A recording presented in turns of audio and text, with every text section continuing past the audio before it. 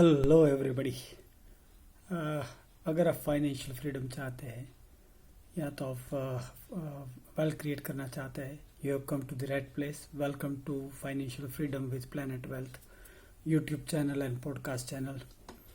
आज ये मैं जो छोटी सी वीडियो रिकॉर्ड करके आपको भेज रहा हूँ, उसका ऑब्जेक्टिव ये है कि फ्रैंकलिन ने जो 6 स्कीम्स, डेट फंड की जो 6 स्कीम्स अप्रैल महीने में वाइंड अप करने का डिसीज़न लिया था, फिर उसके बाद कोर्ट में, हाई कोर्ट में सुनवाई हुई थी और फिर हाई कोर्ट ने डिसीज़न दिया था और 6 हफ्ते का टाइम दिया था। देन उसके बाद Franklin Templeton asset management company ने सुप्रीम कोर्ट में अपील की थी और रिसेंटली सुप्रीम कोर्ट ने इन्वेस्टर की वाइंडिंग अप के लिए जो वोटिंग करना चाहती थी कंपनी, जो पहले भी करने वाली थी, उसको आगे बढ़ने का परमिशन दे दिया है। तो जो भी इन्वेस्टर रहेंगे उनके पास उस वोटिंग की चॉइसेस आएगी। So normally there are 2 options given कि अगर आप वाइंड अप करना चाहते हैं तो आप उसको यस करें और अगर आप वाइंड अप करना नहीं चाहते आप उसको नो करें।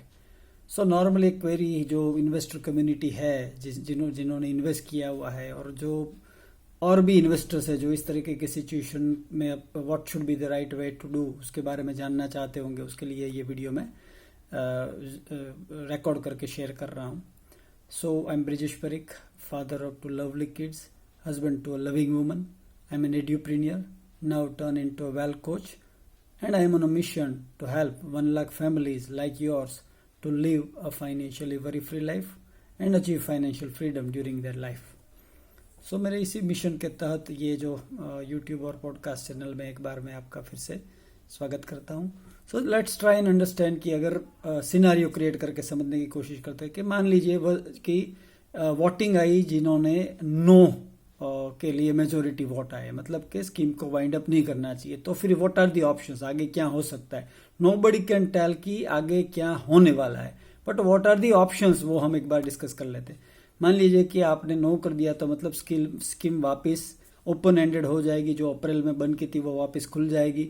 तो सबसे जो अप्रीहेंसिव, जो सबको लग रहा है नो केस में, वो ये हो रहा है कि there would be a redemption pressure, क्योंकि वो there is a deficit of trust, वो बंद हो गई थी, पैसे ब्लॉक है, पैसे कब आएंगे वो क्लैरिटी इन्वेस्टर को नहीं है।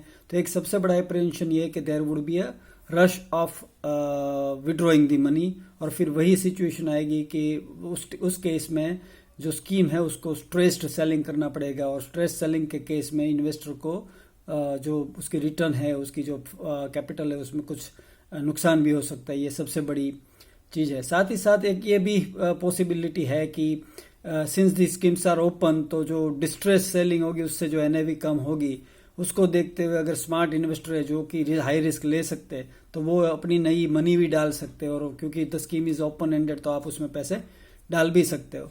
तो ये नॉर्मली नो के केस में अगर नो लेके चलते तो फिर आगे जाके Franklin Templeton asset management company के पास ये भी ऑप्शन है कि वो रिस्ट्रिक्टेड रिडेम्पशन की इनिशियली अलाउ करे, कि भाई आपकी जो अमाउंट है उसमें से आप 20% रिडीम कर सकते हो, ज़्यादा आप रिडीम नहीं कर सकते हो। उस तरीके के ऑप्शंस भी आपके पास फ्रैंकलिन एसेट मैनेजमेंट कंपनी के पास है available. So these are the basic scenarios की अगर नो हुआ तो यस हुआ तो क्या होगा। तो नेचुरली यस हुआ तो एज इट इज 6 में से ऑलमोस्ट 4 से 5 स्कीम के पास बहुत सारी कैश ड्यूरिंग दिस पीरियड उन्होंने जनरेट करके रखी है, जो जैसे ही मैच्योरिटी आ रही थी और जो उनकी इन्वेस्टमेंट थी वो उसमें से पैसे आ रहे थे, तो बहुत सारी स्कीमों के पास अभी पैसे आ गए।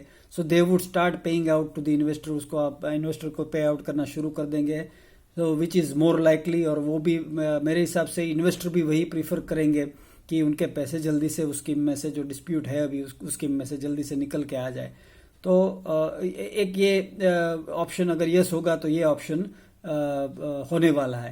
तो अगर सारी चीज़ों को मिला के देखें तो मेरे हिसाब से मार्केट में बहुत और सारी अपॉर्चुनिटीज़ भी अवेलेबल है। तो उसको देखते हुए not to lose any opportunity, my personal view for those whosoever have invested into this schemes, और अगर उनको डिसीजन लेना है कि यस करे कि नो करे, तो my personal choice would be कि आप उसमें यस करें और अपने पैसे जल्दी से जल्दी वापस ले ले, और उस पैसे को आप अगर आपको आगे किसी और अच्छे इन्वेस्टमेंट व्हीकल में आप डालोगे तो you will be able to grow your wealth faster, right.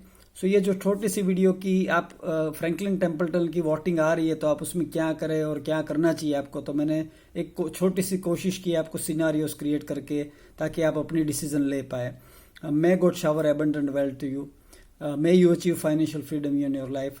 और thank you for watching this video and मिलते हैं अगले वीडियो में. God bless.